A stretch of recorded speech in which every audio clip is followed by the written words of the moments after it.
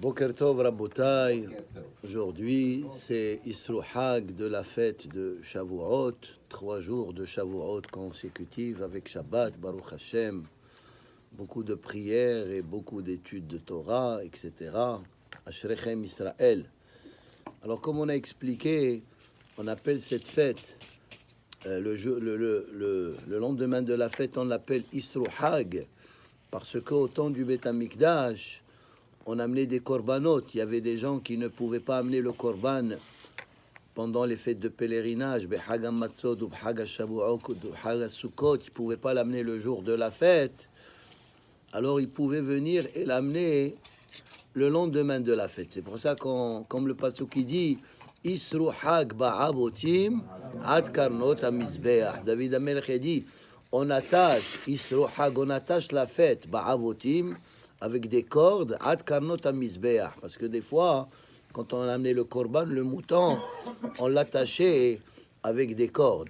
Alors ça veut dire que même le lendemain de ces 3 fêtes de pèlerinage, il est considéré lui-même comme une fête, et c'est pour ça qu'on ne fait pas de tahanoun. Et aussi le message de Isru Hag c'est que le lendemain de la fête, il faut faire un examen de conscience. Il faut dire qu'est-ce qu'on a pris avec nous après cette fête. Ça veut dire la fête, elle doit continuer, elle doit nous transmettre un message jusqu'à la prochaine fête, un message spirituel. Alors, et naturellement, Shavuot, c'est quoi le message que nous devons retenir? C'est l'étude de la Torah. C'est pour ça, Baruch Hashem, on a un groupe, on vient, on étudie la Torah tous les jours, mais des fois ce message que je vous dis, en réalité c'est pas pour vous, parce que vous êtes là, mais ceux qui ne viennent pas là, ceux qui viennent pas, il faut qu'ils comprennent ce message. Alors voilà, aujourd'hui on explique, vous savez que ce Shabbat nous lisons Parashat Naso, c'est la paracha la plus longue de la Torah et on la lit toujours après Shavuot. Et là, combien de psukim, David? 176 pesukim. Et il y a la Gemara la plus longue aussi. Elle a 176 dapim, 176 double page. Daf, c'est une page de 2 côtés, 2 pages. Elle a 176 dapim. Et le Mizmor de Teilim, le plus long, il a 176 pesukim. Quel Mizmor ça? C'est le 119, non? C'est Alpha Beta. Hein? C'est ça, on le lit régulièrement.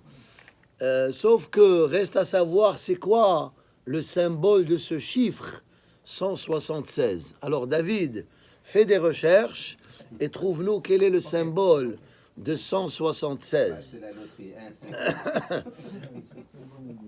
Et on lit cette paracha qui est la plus longue après Shavuot pour nous transmettre un message que la Torah, même qu'on a fait Shavuot, il ne faut pas dire ça y est, on a fini la Torah, non.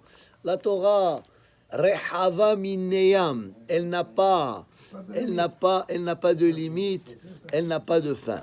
Ok, alors le Zohar d'aujourd'hui, il parle d'un passage qui est mentionné dans cette paracha, la femme Sota, la femme qui trompe son mari, et on l'appelle Sota parce que listot minat derer, c'est comme une femme qui a dévié du bon chemin. Et le Talmud il dit aussi Sota, ça vient du mot choter.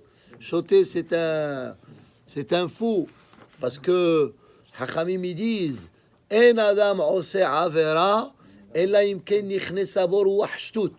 Quand quelqu'un il fait une avera, c'est comme une folie qui lui est rentrée dans la tête, surtout dans ce cas-là. Ça veut dire, par rapport à un instant de plaisir, elle va détruire, des fois c'est la femme, des fois aussi c'est l'homme, s'il trompe sa femme, alors il détruit toute sa famille, il détruit toute sa réputation à cause d'un instant de plaisir. Et on voit dans la vie, beaucoup de gens, toute leur vie et leur carrière, elle a été détruite par rapport à ce genre de péché. Alors on va voir comment le Zohar HaKadosh, il explique quelques commentaires sur cette paracha. Alors, Vino Amadonna Elohenu Alenu, Maasedenu Konenanu, Maasedenu Konenehu, Ish. Alors là-bas, la paracha, elle dit Ish qui tiste Ishto. Un homme que sa femme, elle l'a trompé. Hein? Alors, tout d'abord, la première question du Zohar, pourquoi c'est marqué Ish 2 fois? Vous savez que dans la Torah, comme on a dit plusieurs fois, il n'y a jamais un mot en plus dans la Torah. Alors pourquoi c'est marqué Ish? Ce Dvar Torah aussi, il est l'Ilui Nishmat Tzipora Vakrat Menuhata Bat Rachel Menuhata Began Eden. Et aussi on a et les Parnasim d'aujourd'hui, c'est Isaac et Jacqueline Dana, la mémoire de Violette Dana, et Pnina et Claude Helwani, in honor of their grandson, Jared, Hashem Yivarechehu ve'chayehu. Alors, pourquoi c'est marqué Ish? Mazet Selze, Kelomar Lama. Et la deuxième question du Zohar, Lama nismecha parashat Sota, les parashat Me'ila. Si vous regardez la paracha de Nassau, avant qu'on parle de Sota, on parle de Me'ila. C'est quoi Me'ila? Si quelqu'un il a dit que cet objet, disant cet animal, Kodesh Lachem, il a dit Habema Azot, je vais l'amener comme Korban. Après, qu'est-ce qu'il a fait? Il a changé d'avis, il avait des invités, il a dit je vais égorger cet animal. Alors, il a fait un péché, Ma'al. Regardez le pasuk. Daber el ben Israël. Isho isha ki ya'asu mikol hatot adam lim'ol ma'al bashem. Alors, pour rectifier le péché qu'il a fait, qu'est-ce qu'il doit faire? Il doit amener naturellement un autre korban, mais veheshiv et hashamo berosho vahamishito yosef alav. Et si disons le korban il coûte, on va dire $100, il va ajouter sur la valeur du korban le 1/5 qui est, on va dire, $20. C'est ça? Alors c'est ça. Maintenant, dans l'histoire de Sota, alors c'est ça, on parle d'abord de Me'ila et on parle de Sota. Et la question du Zohar, pourquoi la Torah juxtapose Me'ila avec Sota? Quel est le lien? Hein? Alors c'est ça la deuxième question du Zohar. Kelomar, Lama nismecha parashat Sota, les parashat Me'ila, celui qui a profané un objet saint. Et là, c'est pour nous enseigner que Moshe Katouf Sham, Lim'ol Ma'al Bashem, que Katouf Kan Gambe Sota. Alors, comme là-bas c'est marqué, il a fait Me'ila, il a profané. Dans l'histoire de Sota, c'est marqué ou Ma'alabo Ma'al. Ça veut dire la femme qui trompe son mari comme si elle a profané quelque chose qui est saint. Parce que le mariage entre l'homme et la femme, c'est quelque chose qui est kadosh, qui est très saint. D'ailleurs, quand le hatani marie la kala sous la choupa en lui donnant la bague, qu'est-ce qu'il lui dit? Hareat mekudeshetli. Ça veut dire, tu es sacré uniquement pour moi. Alors, quand elle a fait cet acte, elle a fait me'ila, elle a profané quelque chose qui est saint. Mais la question du Zohar, pourquoi c'est marqué aussi ou ma'ala bo ma'al? Deux fois c'est marqué me'ila. Alors il y a ici deux questions. C'est Dieu qui fait le mariage qui... Très bien, tu dis quelque chose. C'est là, le Zohar, il va toucher cette réponse. Alors ici, il y a deux questions. Pourquoi ish 2 fois et pourquoi ma'alabo ma'al 2 fois? Alors le Zohar, il explique. Rabbi El-Azar Amar. Rabbi El-Azar, il dit ish, pourquoi c'est marqué 2 fois ish, ma'ou ish, harebe hadayadai. On aurait dû écrire ish 1 fois, pourquoi 2 fois? Et la kvare emadnu. Aval ish pirusho, ish shehu ish. Dehainu shekiyem hakatuv, shete maim mi borecha. Shlomo HaMelech, il dit dans Mishlei, bois de l'eau de ton propre puits. Ça veut dire, Ça veut dire ne va pas chercher autre chose. Hein? Alors ici, c'est pas, il faut pas expliquer le pasuk littéralement selon le Zohar. Ça veut dire, Shlomo HaMelech, il dit, ça veut dire tu as ta femme, alors tu as ton puits, il faut pas que tu ailles ailleurs. C'est Hein? ça, la bonne personne qui m'a Non, il a appris de son expérience. Ok. Alors, Shete Maim mi borecha, velo natan enav beisha acheret. Il faut pas donner ses yeux dans une autre femme. Alors, ça veut dire ici, qu'est-ce que la Torah nous dit? Quand on dit que la femme elle est sota, uniquement si l'homme il est cachère, si l'homme il n'a pas trompé sa femme. Parce que si l'homme lui aussi trompe sa femme, même si la femme elle le trompe, elle n'est pas sota, comme on a étudié d'ailleurs, Mishnayot Masechet Sota, qu'on a étudié, hein, ça veut dire que même si elle va chez le Kohen, si le mari il n'est pas pur, alors les os de sota, ils ne vont pas faire un effet. Alors c'est pour ça que c'est marqué ish, ish. Ça veut dire que l'homme lui aussi doit être kasher, hein? Et aussi le message de ish, ish, ça veut dire un homme, parce que des fois il y a le etzerara, comme on a dit plusieurs fois, en apotropos la arayot, les choses de relation entre hommes et femmes. Personne ne peut prétendre qu'il est fort. D'ailleurs, c'est pour ça qu'on appelle Yosef Hatzadik, parce que vraiment, il était fort, malgré qu'il était seul, il était le seul juif en Égypte, il n'a pas cédé à son Yetzerara. Azhu ish ba'olam, ça veut dire un homme, des fois, il faut être un homme. C'est pas parce que tu es tenté que tu vas faire la Avera. On a lu d'ailleurs hier, dans l'histoire de Ruth, hein, que quand Ruth elle est venue chez Boaz et la nuit et lui a découvert les pieds, le Yetzerara, il a voulu que Boaz il fasse la Avera avec elle. Qu'est-ce qu'il lui a dit le Yetzerara? Il lui a dit, tu fais aucun péché, toi tu es célibataire, parce que la femme de Boaz elle est morte. Ruth, son mari il est mort, elle est venue chez toi. Alors, et personne ne te voit, fais la Avera. Alors, le Medrash, il dit là-bas, on a étudié hier, Nishba, il a juré, il a dit, Etzerara, laisse-moi tranquille, je ne peux pas la toucher avant de faire quoi? Les berachot, les sheva brachot. Ça veut dire, il ne faut pas faire un acte juste comme ça. Azhu ish ba'olam, ish el ishto, ou ma'alo bo ma'al, hein? Alors, il dit, pourquoi c'est marqué encore une fois, 2 fois profané? Harebe ma'al ehad hayadai. Il aurait dû dire ma'al ehad une fois. Pourquoi 2 fois au ma'alabo? La machete pe'amim. Et la ehad le ma'ala ve ehad le mata. Comme tu as dit, David.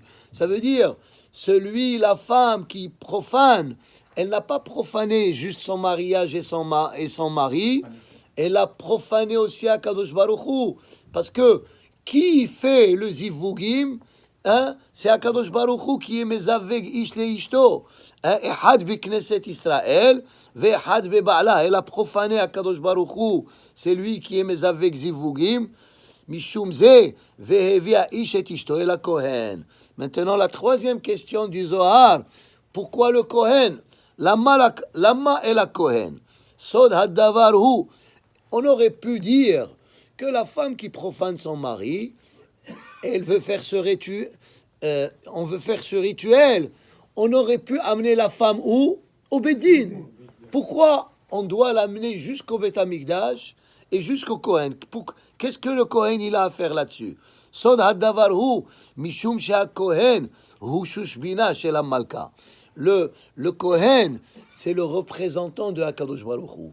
Et comme elle a profané Hakadosh Baruch Hu, qui est la source de toute union, et qui est le représentant, c'est le Kohen. C'est pour ça qu'on devait l'amener chez le Kohen.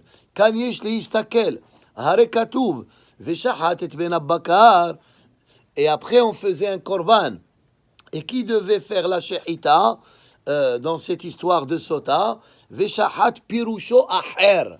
C'était pas le Kohen, même qu'on l'amenait chez le Kohen, mais la Shechita du Korban Sota, c'est pas le Kohen. Velo be Kohen. Pourquoi? Mishum Shea Kohen Asur lo lif'ol baddin. Le Kohen représente le Hesed. Quand Moshe Rabbeinu, ici le Zohar, il touche un point et dit, si le Kohen, il représente le Hesed, alors c'est pour ça que le Kohen ne doit pas égorger le Korban. On doit de Sota. On doit le donner à quelqu'un d'autre. Parce que le Kohen, il représente le Hesed. Quelle est la preuve que c'est le Kohen qui représente le Hesed? Quand Moshe Rabbeinu, il a béni les tribus, quand il arrive à Shevet Levi, qu'est-ce qu'il dit? Ou Shevet Levi Amar, Tumecha ve'urecha leish hasidecha. Ça veut dire les Kohanim, ils représentent le Midat HaHesed. C'est comme Aharon HaKohen, Ohev Shalom, Verodev Shalom, Ohev et Abiriot, Umkarevan la Torah. Il dit, Mishum Kohen Asur lo lif'ol baddin. Le Kohen ne doit pas amener ce korban, parce que ce korban-là, il va juger, il va faire le jugement sévère, que si cette femme elle est sota, elle va être punie. Parce que, étant donné que le Kohen, c'est le Hesed, il ne doit pas faire le korban de sota. כדי שלא יפגום אותו המקום שהכהן אחוז בו, דהיינו חסד, parce que le Kohen, il représente le Hesed. Ve'ata Omer.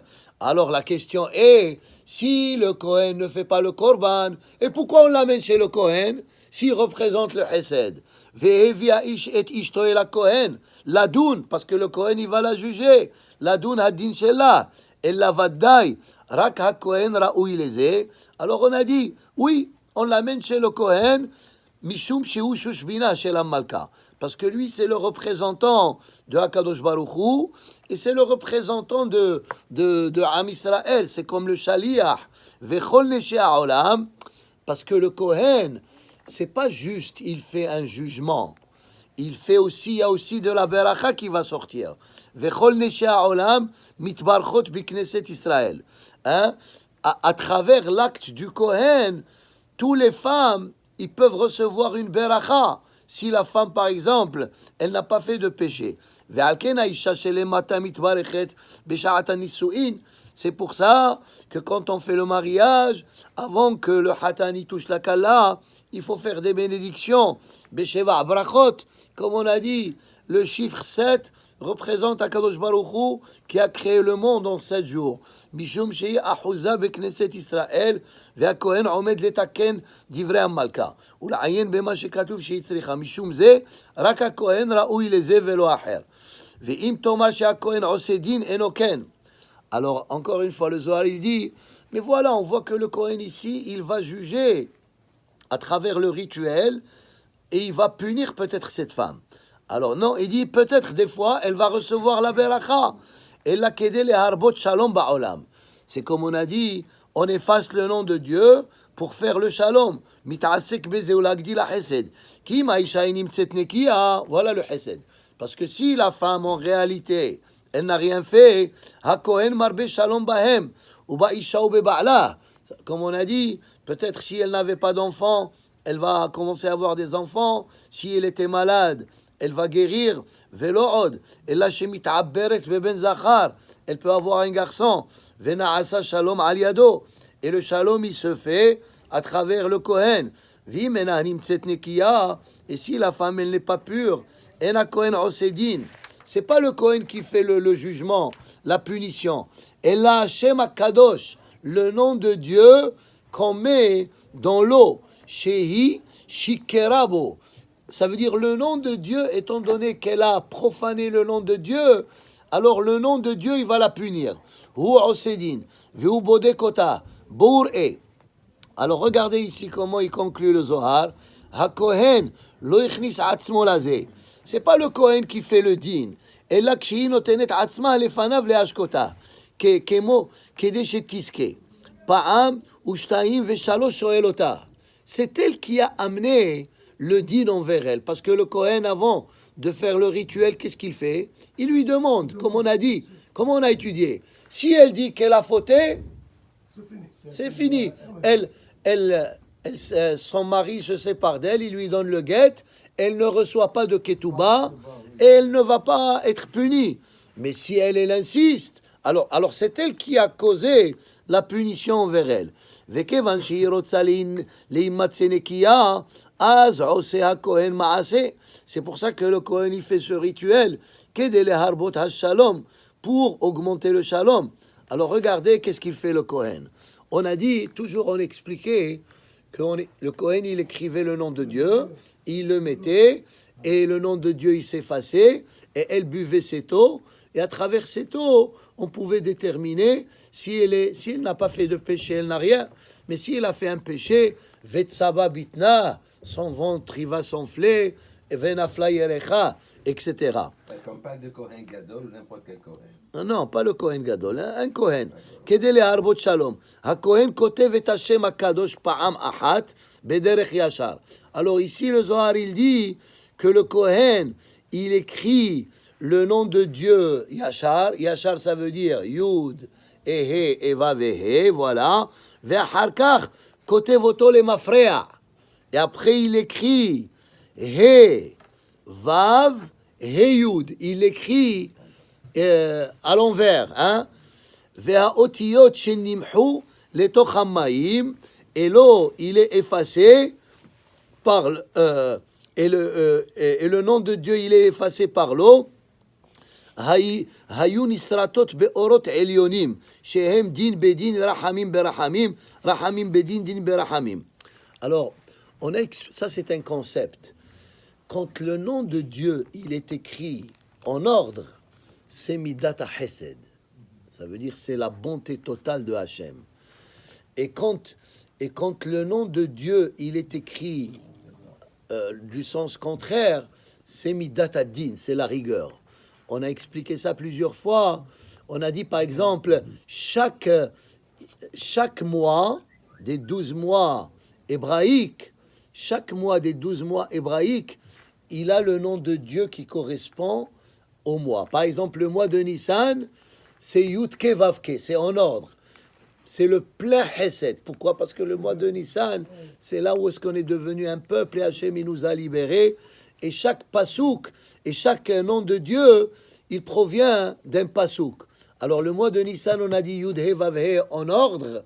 Alors, c'est quoi le pasouk? Ismehu Hashamaim Vetagel Haaretz. Yud He Vav He. Ça veut dire que le ciel et la terre, ils n'ont qu'à se réjouir parce que Akadosh Baruch Hu, il nous a fait tous ces miracles.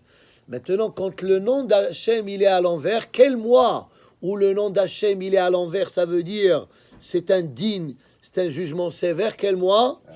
Non, c'est le mois de Tammuz. Parce que le mois de Tammuz, c'est là où tout a commencé. Le mois de Av, c'était la conclusion de la destruction. Mais ça a commencé Shiva Asar Tammuz. Alors ça veut dire, le Kohen, il met le nom d'Hachem, Yudke Vavke, le Hesed, et il le met à l'envers pour dire que si elle n'a rien fait, c'est le nom d'Hachem du Hesed qu'il va être Be'orot Elyonim, avec des lumières spirituelles. Et s'il a fait quelque chose, c'est le nom d'Hachem les Mafreya, et elle va être punie par rapport à ça. Im nimtset nekiya, si elle est acquittée, elle n'a rien fait, ha'otiyot shel rahamim nimtseu, ça veut dire le yudke vavke qui représente rahamim, il reste encore là-bas, ve'otiyot ad-din alu, et les